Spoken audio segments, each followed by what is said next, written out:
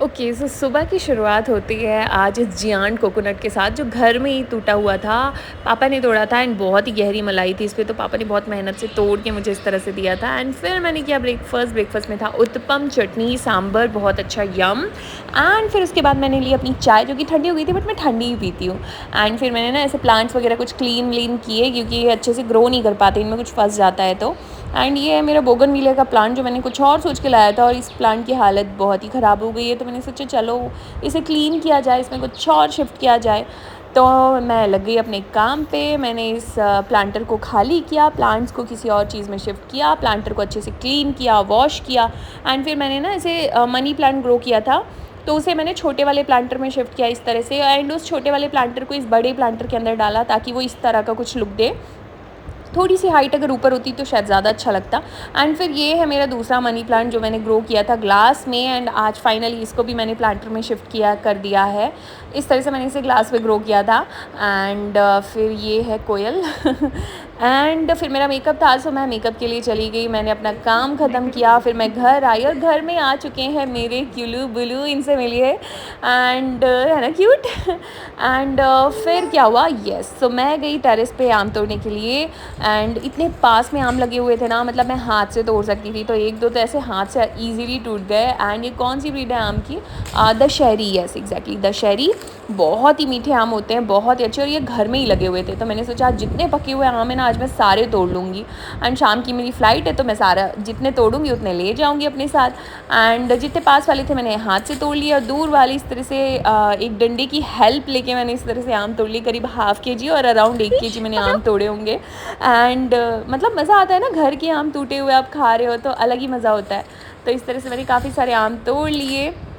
And फिर मैंने उन्हें वॉश किया और फिर खा लिया। एंड फिर हो गई रेडी इस तरह से, क्योंकि आज मेरी फ़्लाइट है नाइट में, तो शाम को तो निकलना ही पड़ेगा। एंड मेरा लगेज रेडी है, गाड़ी बाहर रेडी है, तो मैंने सोचा चलो अब निकलने का टाइम हो गया है, शाम हो गई है, चलो निकल जाना चाहिए, क्योंकि गाड़ी में लगेज रख चुका है। एंड इस तरह से गाड़ी रेडी है, अब मेरा जाने का टाइम हो गया है। तो मेरी नीज़ मुझसे कह रही है कि मैं भी आपको ड्रॉप करने जाऊँगी, मुझे भी लेके जाओ। मैंने कहा ठीक है चलो चलते हैं। सो बस हम निकल गए इस तरह से बाय बाय बोल के घर से। एंड गाड़ी काफ़ी गंदी हो गई थी क्योंकि बहुत टाइम के बाद निकल रही है, तो पहले हम गए क्लीन कराने के लिए। गाड़ी क्लीन कराने के बाद ये मेरी नीज़ मुझे पूरी स्टोरी सुनाते हुए रास्ते भर लेके जा रही थी कि पता है ऐसा हुआ, पता है ऐसा हुआ, क्योंकि आज ही अपने नानी के घर से आई है, तो पूरी स्टोरी बताते हुए मुझे लेके जा रही है। एंड अब देखो धीरे धीरे रात भी हो गई, चलते चलते हम एयरपोर्ट नहीं पहुँचे अभी तक। एंड एक्चुअली ना मेरी तबीयत भी आज ठीक नहीं लग रही थी। आई डोंट नो व्हाई, घर से आप जा रहे हो तो एक एनजाइटी होती है, वो है या फिर पता नहीं क्या, बट मुझे अच्छा नहीं लग रहा था। But finally we are at the airport, और मुझे एयरपोर्ट में ड्रॉप करते ही भाई एंड मेरी नीज़ चले गए वापस। तो मैं इन्हें बाय बोलते ही मैं गई एयरपोर्ट के अंदर। एंड एयरपोर्ट के अंदर जो हुआ ना वो बिल्कुल अनएक्सपेक्टेड था। आई विल शो यू, पहले इन्हें बाय कर देती हूँ। सो इन्हें बाय करते ही मैं गई अंदर, और अंदर जाने के बाद वो हुआ जो मैंने सोचा भी नहीं था। लाइक मेरे पास 2 लगेज हैं, एक तो मैं हैंड लगेज में कैरी करने वाली थी और एक लगेज मैं वहाँ पे ड्रॉप करने वाली थी। बट जैसे ही मैं अपना लगेज ड्रॉप करने गई, अपना बोर्डिंग पास लेने गई, they did not allow me to board with my vanity. मैंने भी कहा कि यार चलो आप मेजर कराओ कि क्या है आपकी, कितनी कैपेसिटी है, कितना अलाउ करते हैं। तो मेरी वैनिटी का ना व्हील थोड़ा सा हाई है, दैट्स वाई उन्होंने मुझे अलाउ नहीं किया। उनके अकॉर्डिंग मेरी वैनिटी काफ़ी बड़ी है। एंड ये सबसे ज़्यादा ना मतलब डिस्टर्बिंग पार्ट था। मैं लिटरली वहाँ पर रोने वाली थी क्योंकि मुझे बहुत गुस्सा आ रहा था। मेरा भाई मुझे ड्रॉप करके जा चुका था, मैं अकेली थी, मैं वो वैनिटी किसको देती। लाइक फिर मैंने घर से वापस बुलाया लोगों को, फिर मैंने अपनी वैनिटी खाली करी, उसका लगेज किसी और चीज़ में शिफ्ट किया, देन फिर वो वैनिटी वापस की घर वालों को। एंड फिर फाइनली उन्होंने मुझे मेरा बोर्डिंग पास दिया। एंड इस तरह से ये ट्रैजिक स्टोरी थी। इससे पहले ना मैं 3 बार फ़्लाइट में मेरी वैनिटी कैरी कर चुकी थी, बट पता नहीं आज क्या हुआ।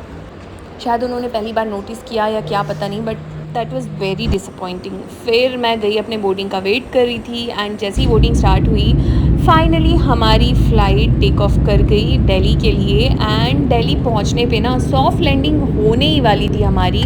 वेदर अच्छा था, बट सडनली टर्बुलेंस आ गया एंड हमारी फ़्लाइट 20 मिनट्स डिले हो गई। आप देख रहे हो इस वीडियो में बिजली कड़क रही है प्रॉपर। एंड फाइनली हम दिल्ली में लैंड कर गए। अब दिल्ली में लैंड करने के बाद मुझे लगा चलो अब तो शायद सब कुछ ठीक हो ही जाएगा, अभी तक का जो सफ़र था वो कट गया। बट यहाँ पे ही कुछ ख़त्म नहीं होता है। मैं जैसे ही अंदर जाती हूँ, उन्होंने अंदर अनाउंस किया था कि हमारा जो लगेज है वो बेल्ट नंबर 8 में आने वाला है। बट वहाँ पे क्या हुआ, बेल्ट नंबर 8 पे तो कोई था ही नहीं, सारे लोग 7 में थे। मैंने देखा मेरे पैसेंजर भी वहाँ पे है, तो मैं वहाँ जाके मुझे पता चला कि एक्चुअली वो 8 नंबर से 7 नंबर उन्होंने शिफ्ट कर दिया है। फिर मैं अपना लगेज लेके निकली वापस, एंड फिर एयरपोर्ट से बाहर निकलने के बाद मैंने अपने लिए एक कैब बुक कराई, उबर ली मैंने, एंड अराउंड 10 मिनट के बाद मेरी कैब वहाँ पे पहुँच गई और मुझे लगा चलो ठीक है, मैं फ़ाइनली पहुँच जाऊँगी। एंड जैसे ही मैं कैब में बैठी ना, लाइक मैंने दरवाज़ा खोला और मैं जैसे ही कैब में बैठी, उसकी स्मेल मुझसे बर्दाश्त नहीं हो रही थी। Like it was disgusting. Like एक टायर रहता है ना, जला हुआ टायर, मतलब अजीब सी, मैं शायद डिफ़ाइन भी ना कर पाऊँ। मैंने पहले तो ग्लास डाउन कर लिया, मुझे लगा शायद अब बेटर फ़ील होगा, बट नहीं, मुझे 15 मिनट के बाद ही वॉमिट हो गई, बर्दाश्त नहीं हो पाई मुझसे, एंड वो सफ़र मेरा बहुत बेकार हो गया। लाइक मैंने 10 मिनट का हॉल्ट लिया रास्ते में रुक के, एंड उसके बाद मैं आगे बढ़ी, इस वजह से मैंने कुछ रिकॉर्ड ही नहीं किया। अब आप बताओ, कभी ऐसी ट्रैजिक स्टोरी हुई है आपके साथ ट्रैवल